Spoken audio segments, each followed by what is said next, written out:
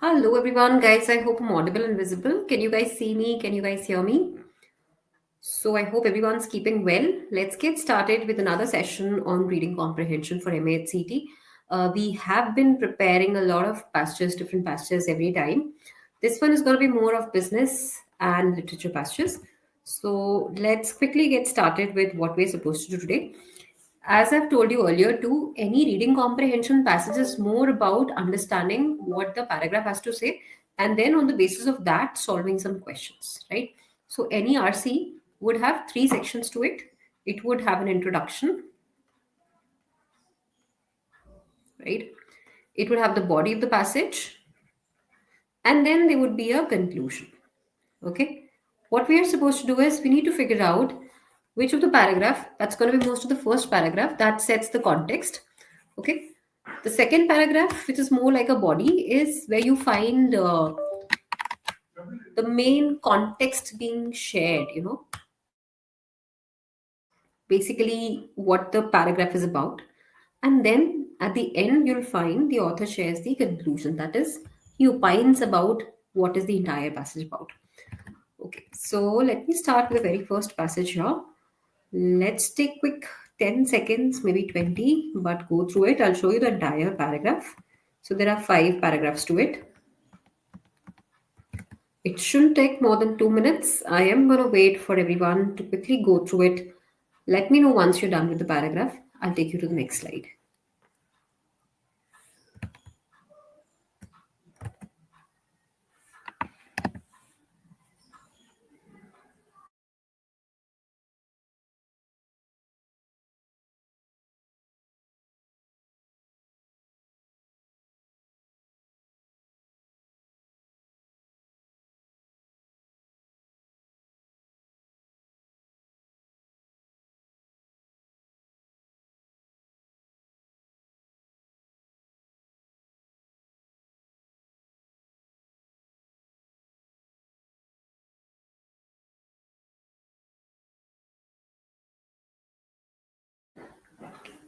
Okay, can I take you to the next slide? Have a look at this one.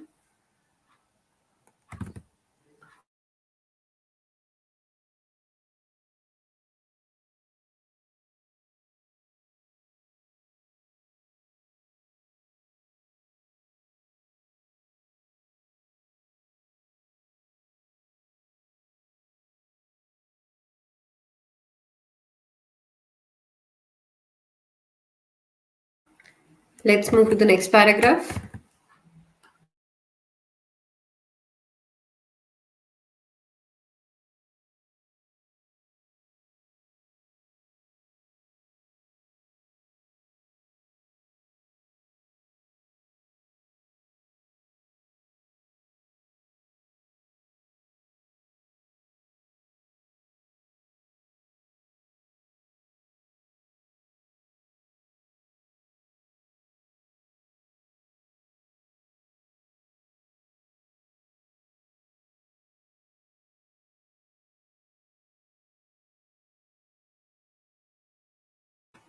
All right, check this one.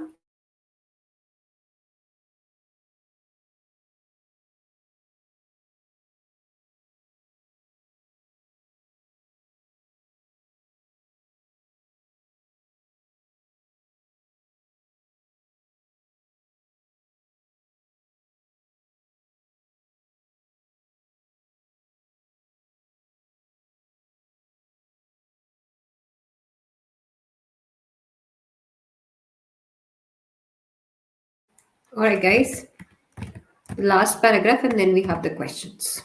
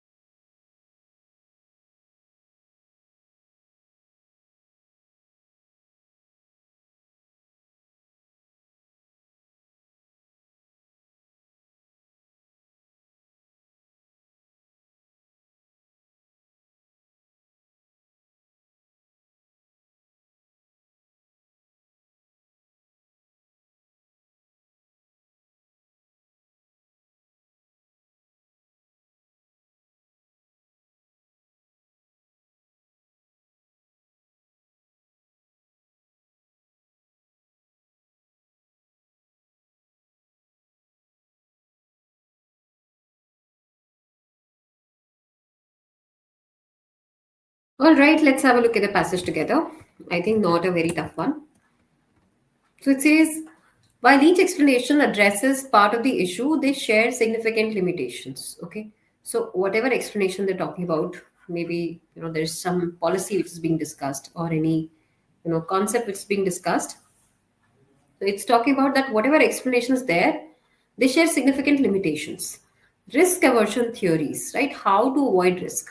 Emphasize the potential for loss but underestimate the capacity of control risk taking, which many firms exhibit in product development or market expansion. So when the companies, the firms, they talk about product development and market expansion, they majorly think about risk aversion, right? And that concept is very important, but they underestimate the capacity for control risk taking. Like what capacity, in what capacity can they try to control risk taking? That is what they underestimate at, which many companies, many firms exhibit in product development or market expansion. Accountability based arguments overlook the reality that centralized systems can suffer from bureaucratic delays and reduced employee engagement. Lastly, the fragmented adoption arguments tends to treat decentralization as a binary choice, neglecting the nuanced ways in which the decision making can evolve across different levels of the organization. Regardless of whether or not nations enforce regulations in their territorial waters, large ocean areas remain free of controls or restrictions. So, first of all, it's very important to understand what the first paragraph talks about. Okay, we are talking about risk control, risk aversion or risk deviation, basically risk mitigation. We're trying to avert means to avoid risk, mitigation means to reduce it to the extent it's possible. So while each explanation addresses part of the issue, they share significant limitations. Though every explanation we talk about risk aversion, there would be some significant limitation which might have been shared. And there might be multiple risk aversion theories which emphasize the potential for loss but underestimate the capacity for controlled risk taking. Right? They emphasize the potential for loss. They do talk about that there's a high chance of a loss, but underestimate the capacity for controlled risk taking. They don't really know much about capacity for controlled risk taking, that how risk taking can be controlled, which many firms exhibit in product development or market expansion, which most of the companies they show when they develop any product or they try to expand in the market. Accountability based arguments, as in who and what is responsible for, overlook the reality that centralized systems can suffer from bureaucratic delays and reduced employee engagement. Lastly, the fragmented adoption argument. Last thing we're talking about is fragmented adoption argument, as in where they're talking about an argument is divided into various chunks, right? So, fragmented adoption argument tends to treat decentralization as a binary choice, right? Neglecting the nuanced ways in which decision making can evolve across levels of the organization. So, regardless of whether or not nations enforce regulations in their territorial waters, so when it comes to controlling the regulations, it could also be about the oceans, right? Large ocean domains remained free of control or restrictions. We do not know how to define boundaries for the oceans. Citizens of all nations had the right to use these unrestricted ocean areas for any innocent purpose, including navigation, it could be fishing, except for controls over its own citizens. No nation had the responsibility, let alone the unilateral authority, to control such activities, which shows that the citizens of all nations, they can purposely or unpurposely, they're not restricted. They can use ocean rivers, ocean waters to any extent, howsoever they feel, and there's no one to keep a check on them, right? No nation had the responsibility, let alone the unilateral authority, to control such activities in international waters. So, even if somebody is navigating or venturing into the borders where there were some predefined boundaries, but still, because it's ocean, nobody can follow those boundaries. They venture into waters of international waters. And since there were few standards for conduct that applied on the open seas, there were few jurisdiction conflicts between nations. So there were some conflicts, as in they were not agreeing to it, right? The lack of standards is traceable to popular perceptions held before the middle of the century. By and large, marine population was not perceived as a significant problem in part because the adverse effect of coastal activities on ocean ecosystems was not widely recognized, and pollution caused by human activities was generally believed to be limited to that cause of navigation. So lack of standards is traceable, मतलब कि क्यों हम ocean के waters को define नहीं कर सकते limitation boundaries की, right? Why can people still venture into international waters? So lack of standard is traceable. We can control that. We can keep a check on it. To popular perceptions, to whatever we can, to that extent, we keep a check on it. Hell, before the middle of the century, by and large, marine pollution was not perceived as a significant problem. So earlier, marine pollution was not considered. By and large का मतलब क्या होता है कि मतलब अभी तक marine pollution को एक बड़ा प्रॉब्लम कंसिडर नहीं किया जा रहा था, in part because the adverse effect of coastal activities on ocean systems was not widely recognized, क्योंकि जो भी एक्टिविटीज होती थी कोस्टल सिस्टम पे उनको इतना रिकॉग्नाइज नहीं किया जाता था. तो pollution was not, it was being caused by human activities but no country was being blamed for it, right? Was generally believed to be limited to that caused by navigation. तो अगर human pollution को हम मान रहे थे तो वो सिर्फ इतना था कि अपने पानी क्रॉस किया, किसी कंट्री का वाटर बॉडीज क्रॉस करी, वहां पे वो पोल्यूशन क्रिएट किया, that is all basically during navigation. But actual में when you are venturing into any ocean, any water body, you are deteriorating their quality of life. The entire ocean life gets deteriorated because of the human intervention. That was never taken into account. Moreover, the freedom to fish or overfish was an essential element of the traditional legal doctrine of freedom of the seas that know maritime. So you might have also seen it, and it's really sad to see in some of the videos nowadays floating where people are trying to electrify the water, and that kills the entire, because there are electric shocks which are sent in the water and the fish die on the spot. Rather than going for fishing as an activity, they're just killing seafood by electrification, right? So that's also one part which is not being taken into account in the paragraph, but then we should know. So moreover, the freedom to fish or overfish was an essential element of the traditional legal doctrine of freedom of the seas that no maritime country wished to see limited. And finally, the technology that later allowed exploitation of other ocean resources, such as oil, did not yet exist, right? So we're just talking about pollution here, water pollution that happened, which were not even recognized properly. And then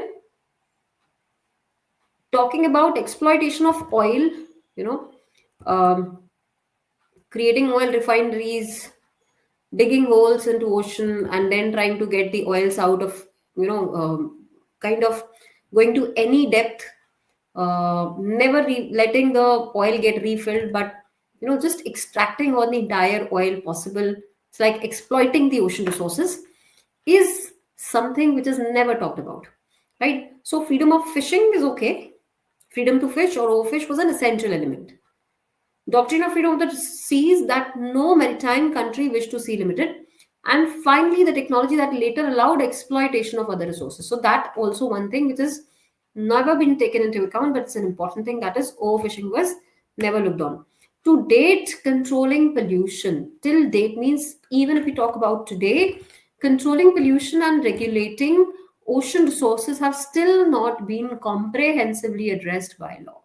The law has still not talked about properly about controlling pollution and regulating ocean resources. But international law established through the customs and practices of nations does not preclude such efforts. It does not eliminate such efforts. And two recent developments may actually lead to future international rules providing for ecosystems management. First is the establishment of extensive fishery zones extending territorial authority as far as 200 miles out from a country's coast has provided the opportunity for nations individually to manage larger ecosystems. Okay, so one thing is establishment of extensive fishery zones, which is extending territorial authority as far as 200 miles country's coast. And this opportunity, combined with national self-interest in maintaining fish populations, could lead nations to reevaluate policies for management of the fisheries and to address the problem of pollution in the territorial water. So that's one thing. Second thing it defines is the international community is beginning to understand the importance of preserving the resources and ecology of international waters and to show signs of accepting responsibility for doing so. We're talking about the two laws which are very important, two recent developments which have taken place, leading to future international rules. Because till now we didn't have any future, any international rules developed, but from now on, they're talking about the international rules have been into place.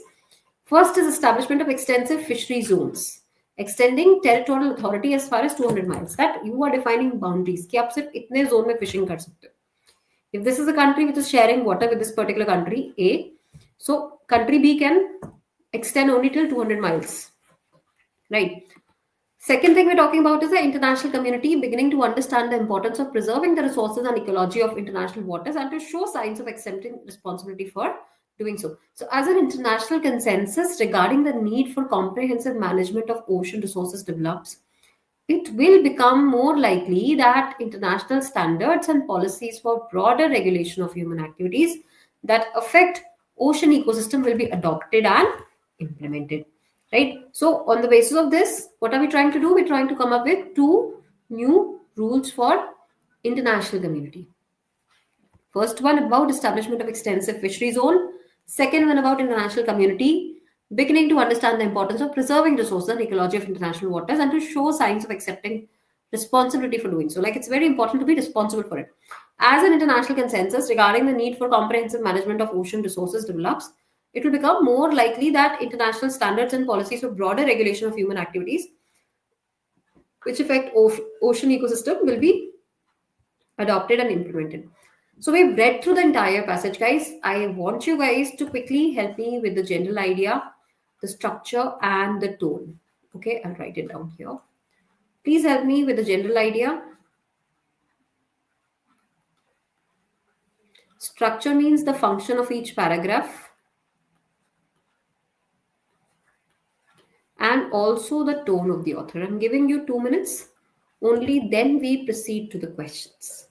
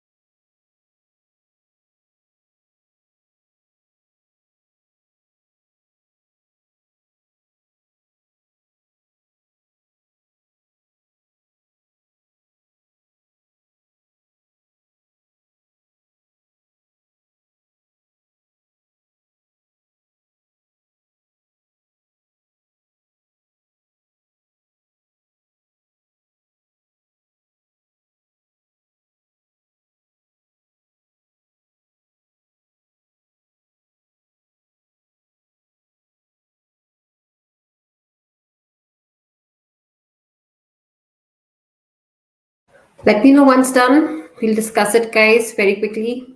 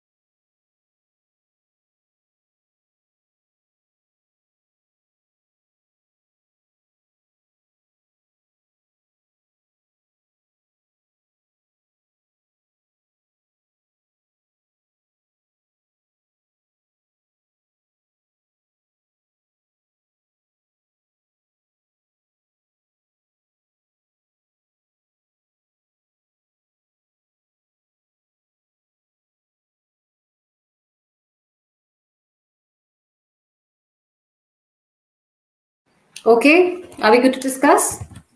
So, what is the general idea about? I want some answers in the chat box, guys. We talked about risk aversion, right? We talked about which country has to be accountable for any mishappenings, for any pollution which is being created, or anything which is detrimental to the environment when it comes to water bodies, right? Then we refer to the different nations enforced regulation. The territorial waters, large ocean areas remained free of control. They did not have any restriction.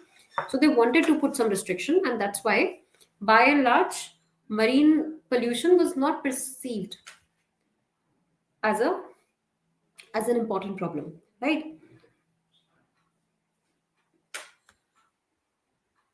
It's only later on that they started perceiving it as a risk. Okay, and then it says overfishing was one of the issues, pollution was one of the issues, and finally the technology that later allowed exploitation of other resources such as oil, that was not considered till then. Then they came up with certain rules, right, to control pollution and regarding regulating ocean resources. First one is to allow extensive fishery zones only to a certain extension, and second was to have international community to understand the importance of preserving the resource and ecology and not to exploit anything beyond a certain limit. Okay, so let's have a look at the questions. The very first question is on the screen, guys. Please take a couple of moments, look at the question, drop in your answer in the chat box. If you want me to take you back to the paragraph, I'm here to assist you, but till then, read the question stem, understand the options, and then we discuss.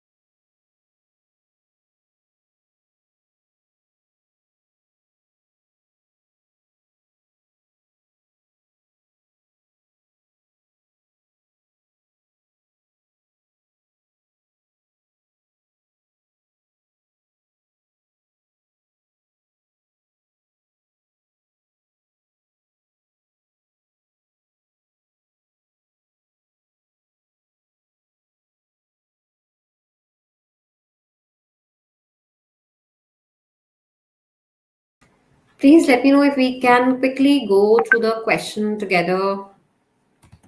Are we done with the question, guys? What does it say? According to the passage, until the mid 20th century, there were few jurisdictional disputes over international waters.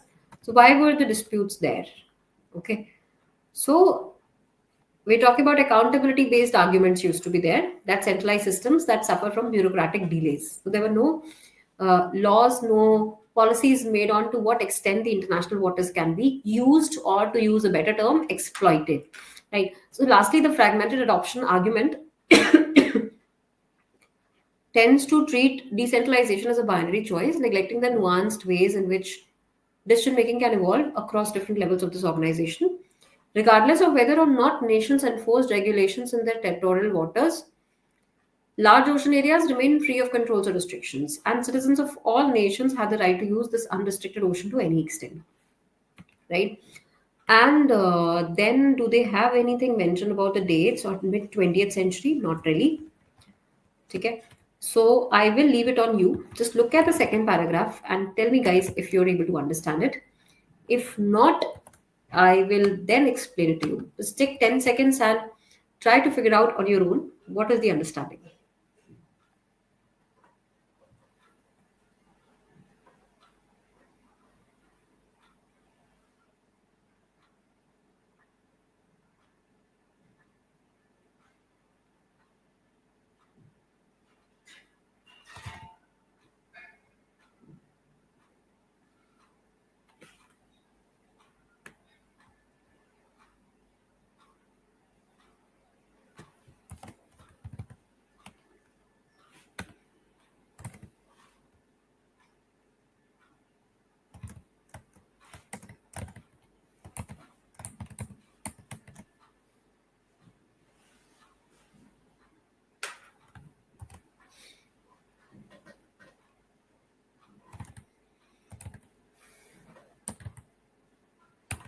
Okay, are we able to figure out?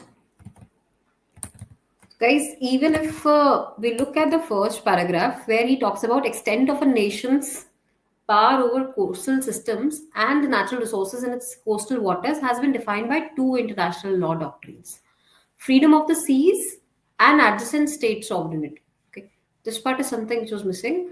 Until the mid 20th century, most nations favored application of broad open seas freedoms and limited sovereign rights over coastal waters.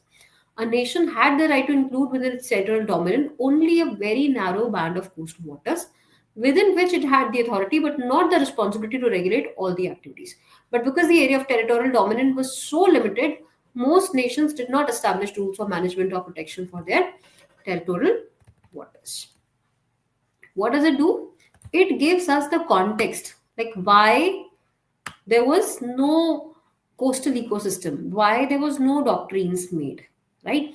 Extent of a nation's power over its coastal ecosystem and the natural resources in its coastal waters has been defined by two international law doctrines, that is freedom of the seas and adjacent state sovereignty. तो seas में कितना freedom है जाने का, दूसरा states ने किस point पे कितना agreement करा हुआ है. Mid 20th century तक most nations favored application of broad open seas freedoms and limited sovereign rights over coastal waters. And a nation had the right to include within its economic territorial domain only a very narrow band of coastal waters. So only a limited band of coastal waters could they consider about. Now, if we look at the question, according to the passage, until the mid 20th century, there were few jurisdictional disputes over international waters because the nearest coastal nation regulated activities. It's not about the nearest coastal nation regulating activities. It's about few controls or restrictions were there, right? There were not enough laws in place. That was the main challenge. What was the main challenge, guys? That the laws were not in place, right? So, ocean areas were used by only innocent purposes. No. Freedom of the seas doctrine settled all claims. Broad authority over international waters was shared equally. No, it should be B. Bombay. This is the correct answer. Okay, please have a look at the next question very quickly. According to the international law doctrines applicable before the 20th century, if commercial activity within a particular nation's territorial waters threatened all marine life in those waters, nation would have been what? So 10 seconds and then we discuss.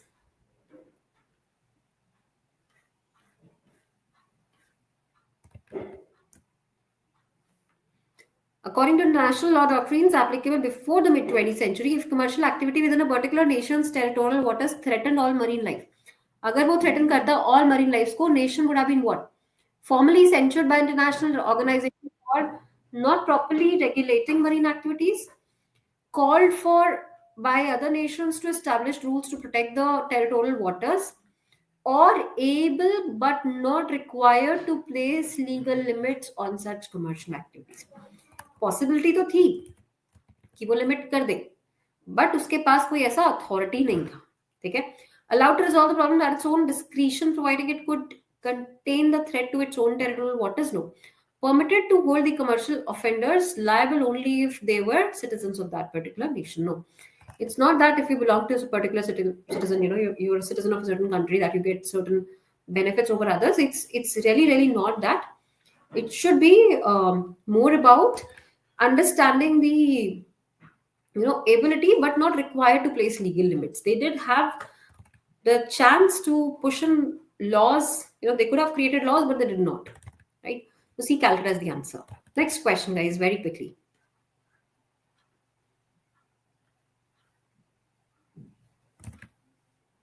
Author suggests that before the mid 20th century, most nations' actions with respect to territorial international waters indicated that although nations could extend their territorial dominance beyond 3 miles for their shoreline, most chose not to do so. We don't know what happened, right? They were given a chance to only extend till 200 miles. That is what the paragraph talks about. So we don't know if they extended beyond that, so we can definitely eliminate it. Nations' authority over its citizenry ended at territorial lines. Nations considered their responsibility to protect territorial. No, they were rather exploiting the other nation's water. In fact, not other nations, but defining the boundaries was not there. Unlimited resources in international waters resulted in little interest in territorial waters, or is it managing ecosystems in either territorial or international waters was given low priority? Yes. They were not considering it as their own, you know, mutual responsibility or individual responsibility, how to save the limits, right? To what extent are we going to use water? They did not have anything defined or allocated in terms of boundaries, right? So managing ecosystem in either territorial or international waters was given very low priority. Next question. The author cites which of the following as an effect of the extension of territorial waters beyond the 3 mile limit? Quickly have a look at the question.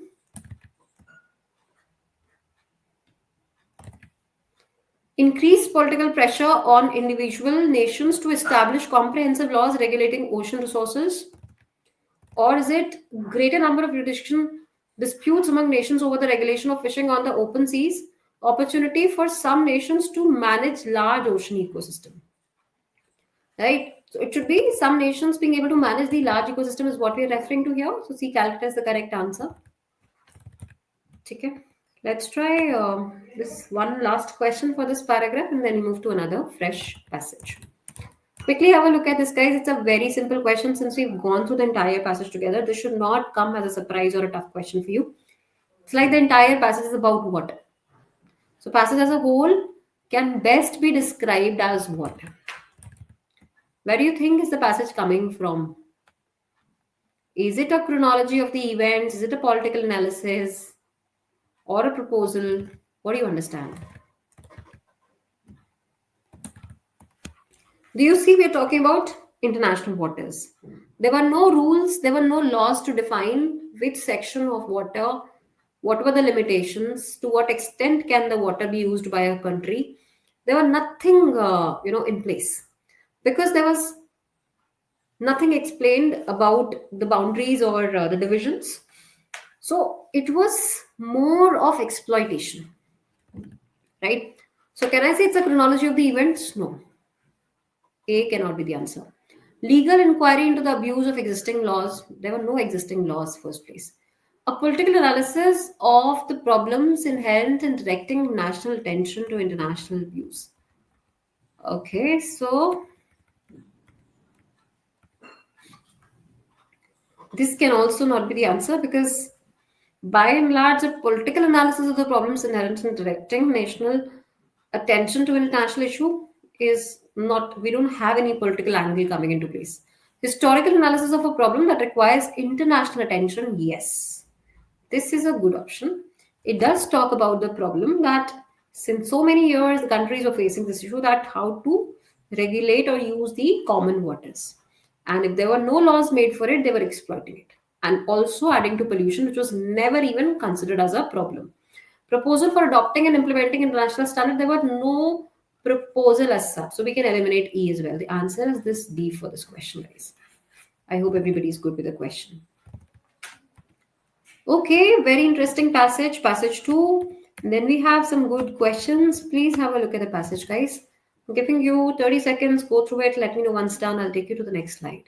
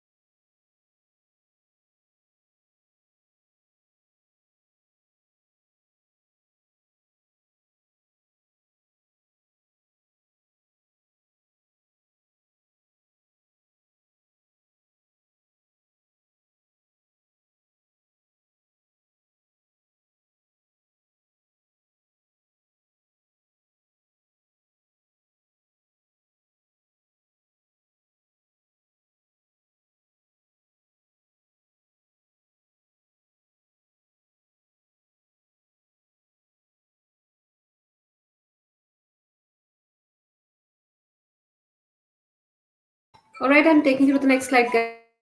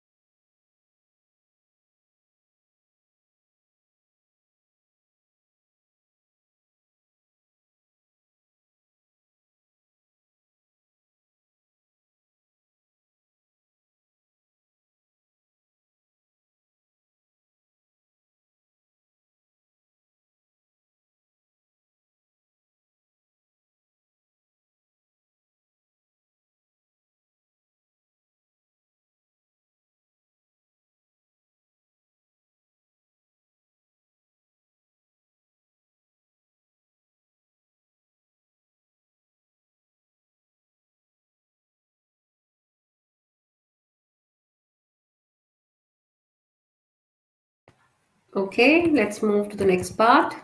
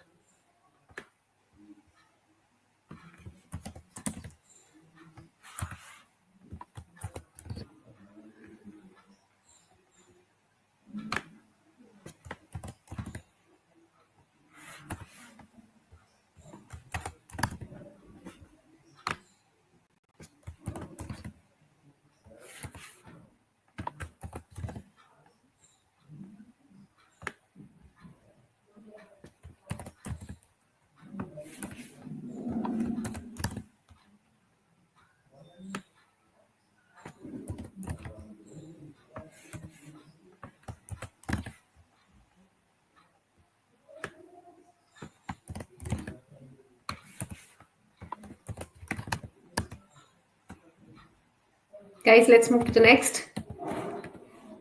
So there are questions after this. Let's quickly discuss this if everyone's done with the question in the data passage. Okay. And then we move to the general idea, the structure and tone. I hope you found the passage to be interesting. So this one talks about marketers define goods and services as products that satisfy a consumer's wants or needs. Okay. So very important to understand that any product in the market, it is created to fulfill the needs. Okay. It is created to fulfill the needs. It's basically trying to solve a problem. Okay. Any product which is created in the market, it's always trying to solve a problem. So it's trying to fulfill certain needs. And here it says that marketers define goods and services as products that satisfy a consumer's wants or needs. Either it's the wants or the needs we are referring to that is satisfied. Goods are predominantly physical and range from bubble gum to a Ferrari. Okay. So then it says the goods are predominantly physical and range from bubblegum to a Ferrari. Services are predominantly non-physical products such as haircut or a trip around the world. Consumer goods can be divided into four categories: convenience, shopping, specialty, and unsold goods. Okay. So consumer goods, if you look at, they can be into four categories, that is convenience, shopping, specialty, and unsold goods. Convenience goods are inexpensive, frequently purchased and quickly consumed items such as gasoline and bread. Consumers are unwilling to spend significant time or money on these items. By contrast, when purchasing shopping goods, a consumer will compare either features or prices and even go from stores to store. Examples of shopping goods include more expensive items such as CD players or party dresses. Specialty goods command the most time and effort. Consumers have strong brand and feature preferences. Higher prices items such as luxury car. So overall, what are we talking about? Whether it's a convenience store Convenience good or a, is it a shopping good we are referring to? Is it a specialty or an unsold good? Right? So convenience stores and convenience goods are the ones which are just you know expected to fulfill the basic need. And because they are expected to fulfill the basic needs, could be home cleaners, it could be the detergents we use, the soap we use, or anything which we use as an FMCG product to, like the basic lentils, the basic pulses, food में भी एकदम basic items जो हर घर में होता है. ठीक है. So something which cannot be expensive at any cost. That's why it's called convenience goods. Frequently purchased and quickly consumed items such as gasoline and bread. Consumers are unwilling to spend significant time or money on these items. तो ना तो आप bread पे बहुत ज्यादा खर्चा करना चाहोगे ऑब्वियसली, और ना ही उस पर बहुत ज्यादा टाइम इन्वेस्ट करना चाहोगे कि ये ब्रेड को लेने में आप बहुत टाइम लगा रहे हो. It's a 20 rupees bread, it's 25 rupees bread. You just go purchase the market, purchase it from the market like Britannia, ये वाला चाहिए, and just want to get it done, right? It's not something luxury. By contrast, when purchasing shopping goods, a consumer will compare either features, prices, and even go from store to store. So examples of shopping goods include more expensive items, जैसे कि electronic gadget अगर लेने जा रहे हो, then you have to be a little careful of what you're purchasing. Consumers have strong brand and feature preferences. Higher priced items such as luxury cars, major appliances, they'll need all the more, on the specific features we're looking for, specific price range we're looking for. So the price sensitive customer will have to be a little choosy in terms of price. When it comes to features, a person who can spend a lot, so higher priced items hai, so they are more of specialty goods. They're not convenience goods. And final category of consumer goods is that of unsold goods. That is products of which consumers are not even aware of. They would rethink actually. They would not even want to buy. Right? So that could be life insurance. Coffins are unsold goods. Like you'd not want to buy a coffin, right? You would not want to buy life insurance. Like you can buy it, of course, but we don't want to look for it, proactively like that. So convenience goods marketer must ensure that product is readily available, right? That's one thing. A thirsty consumer will drink another brand of cola if his preferred brand isn't available, right? So we know that cola and Pepsi, Coke and Pepsi, they go hand in hand. They always are competitors. So if I don't find Coke in one of the stores, I'll go for Pepsi. ठीक है. तो मुझे पता है कि मुझे तो अपनी प्यास बुझानी है. तो वैसे ही कोई कस्टमर आ रहा है, उसको मतलब नहीं है कि आप कौन सा ब्रांड दे रहे हो. उसको अपना ब्रांड मिलेगा तो ठीक है, नहीं मिलेगा तो वो दूसरा लेगा. Shopping goods marketers may communicate features. So the entire passage actually revolves around how marketers are communicating the feature to the consumers. So if it's a convenience good, the marketer must ensure that the product is readily available. पहले तो shelf पे वो available हो. ठीक है. Thirsty customer will drink another brand of cola if he doesn't find the brand. Shopping goods marketers may communicate features. जो shopping goods marketers है, for example, it's about specific quality of hair dryers we are purchasing, for example, or it's a yoga mat I'm purchasing, right? Or it could be a speaker, an electronic gadget. So I'll have to be very specific of what feature, being a marketer, what features am I publicizing on when it comes to communicating the right features to the consumer, and being a customer, what features am I looking for? So from both the ends, the marketer has to think from. So shopping goods marketers may communicate features, prices, and availability with on package information or trained salesperson. Of course, when you are selling a product which is based on features, and of course there might be price sensitive customers coming in your outlet, you need to be very careful on what the salesperson is actually articulating, right? What pitch does a salesperson produce at the time when the product is being marketed to the consumers? Okay, so specialty goods market can create brand identity using tools such as advertising or direct mail. For unsold goods, consumers need to be told the category exists, advanced, convinced that they need the product, and then sold a specific brand. Okay, इसका क्या मतलब है? Speciality goods marketer जो होंगे, they can create brand identity, ठीक है, using tools such as advertising और direct mail. For unsold goods, consumers need to be told the category exists, convinced that they need the product, and then sold the specific brand. Sorry.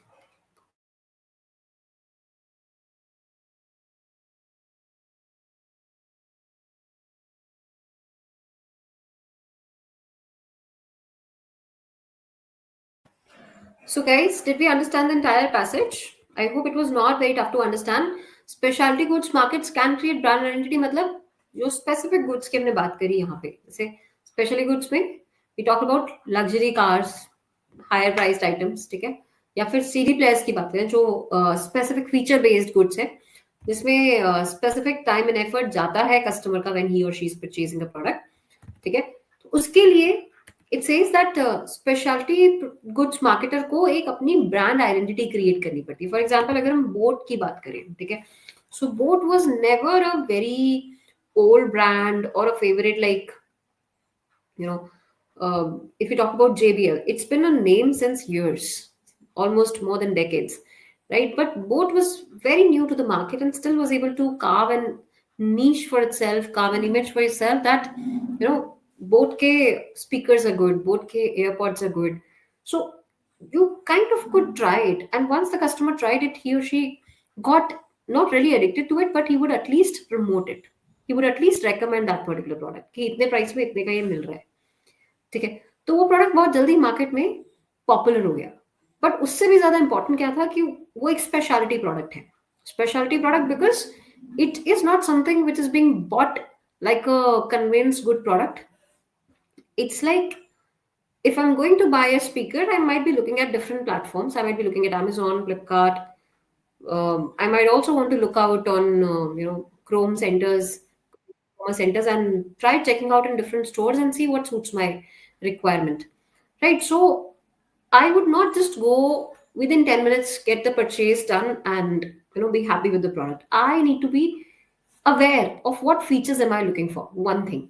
And for that, either I go for a comparative analysis or the marketer of the product should be smart enough to feed me with those features to the product advertisements, or it could be wherever the features of the product are mentioned, they should be mentioned. The salesperson should be smart enough to convey those features to me so that I understand कि ये features इस product के हैं.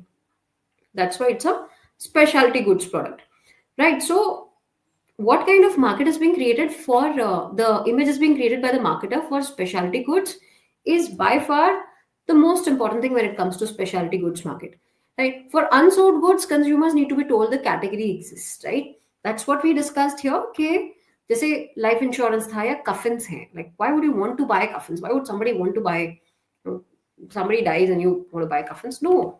So unsold goods, consumers need to be told the category exists. उनको ये भी नहीं पता कि ये प्रोडक्ट मिल जाएगा मार्केट में, वो तो अचानक से कुछ हो गया and they need it, right? Because that's how the things have to be taken forward. But they are not aware that this product is also available in the market, right? So that is what it refers to, that unsold goods जिनको आप खुद ही नहीं लेना चाहते, उसके लिए आपको एक अवेयरनेस क्रिएट करनी पड़ती है कि this category is also there. Consumers need to be told that the category exist, convinced that they need the product, and then sold the specific brand. For example, जैसे कि मोबाइल के एक stand आता था बीच में, you could hold it with, right? So you remember this started like almost 5 years back, I think 5-6 years back. So that product was never a product in the market. The customer was made to believe that you can also hold your phone like this with a stand. You could keep your phone, place your phone like this and watch some videos on the phone. So there was a problem identified, there was a product made, and then the consumer was fed with this thought that this product can be of use, it exists in the market. There was no problem, there was no solution, but they created the solution and then identified that अच्छा ये एक problem हो सकती है. Customer को बताया गया कि एक प्रॉब्लम है जिसका हमने सोल्यूशन दिया है. That's like unsold good. You are creating that category and then making the consumer aware. Okay, so this is about the entire passage. We are talking about marketers, how they should define their marketing strategies when it comes to different products, right? Marketers define goods and services as products that satisfy consumers' wants or needs. Goods predominantly physical and range from bubble gum to a Ferrari. Like even if you talk about a bubble gum, it's a good, and Ferrari be a good here. Okay. Services is more like taxi services we use. We watch a movie, we fly, we use trains. So everywhere, haircut service, everywhere we are talking about, it's a service. Then we talked about the consumer goods can be categorized in 4 categories: convenience, shopping, specialty, and unsold goods. And then eventually we started explaining what convenience goods are, what specialty goods, unsold goods are. So let's have a look at the question very quickly. The first question on your screen, guys, I'm going to give you 2 minutes and then we discuss it. It's a very simple question. It's more like the general idea we're trying to infer for the entire passage. So, in case you want to refer the paragraph, I'll take you back to the passage. In case not, please go through the paragraph, the question here, look at the options, try eliminating, and get the right answer. And I'm here to support you in case you get stuck.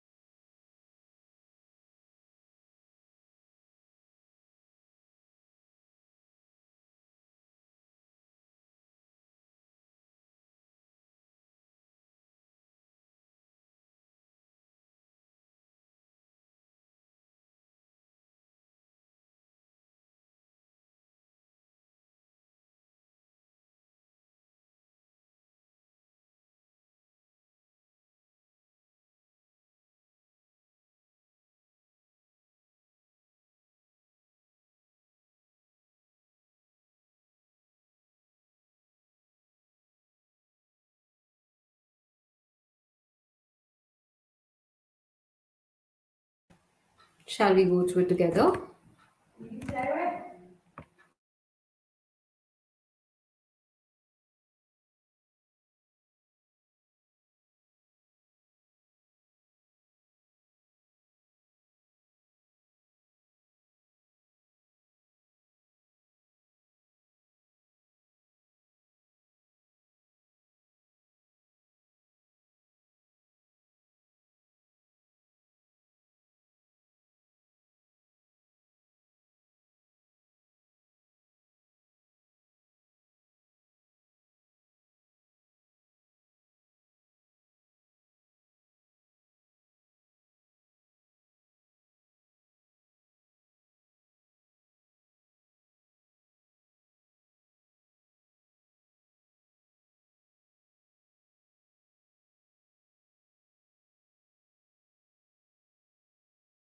All right, let me show you the second question as well.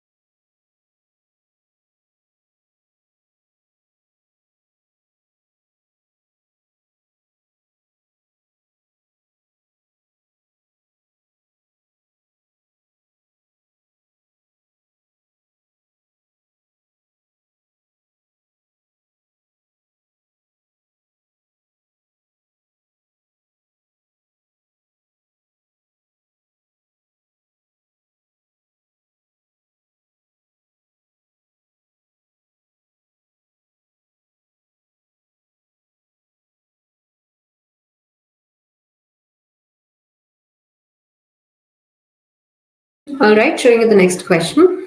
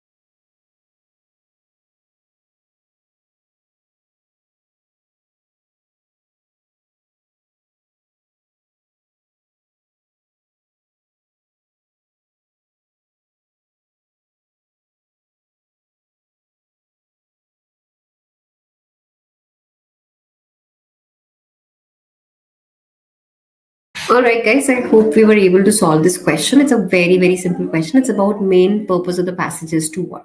Okay, so explain why soda vending machines are available in so many places. No. Are we talking about arguing that raising prices on luxury goods is unfair to the consumer? Propose a new definition of consumer goods? Analyze the reasons behind the different pricing levels for different types of consumer goods, or is it describing four types of consumer goods? Yes, that's what the passage does. It describes the four types of consumer goods and how they are marketed. So answer E is the correct answer.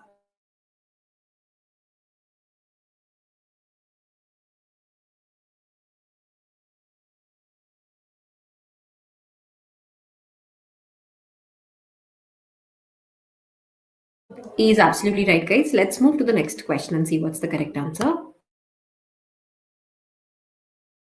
So here it says, based on the author's description, each of the following could be considered a shopping good except, okay, what cannot be the shopping good here?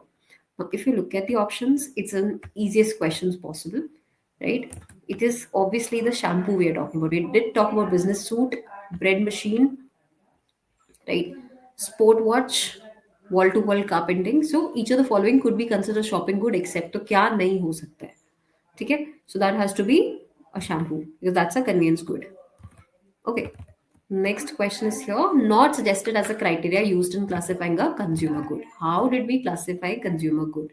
So again, very simple. Answer is D Delhi for us. That is availability. So we have price as a category, variety of features, rate of consumption, and also consumer awareness. But availability of the product is not there. So that is the answer. Okay, that's how we'll have more of RC questions. Make sure that you keep attending all the sessions, guys. We'll be connecting very soon, maybe on coming Wednesday for another MAH CET question session. Thank you so very much, guys, for joining in, and let's connect very soon again. Please keep reading a lot. Reading and comprehending helps us to scale up, the RCs when it comes to exams like MAH CET. So thank you so very much, and see you very soon, guys.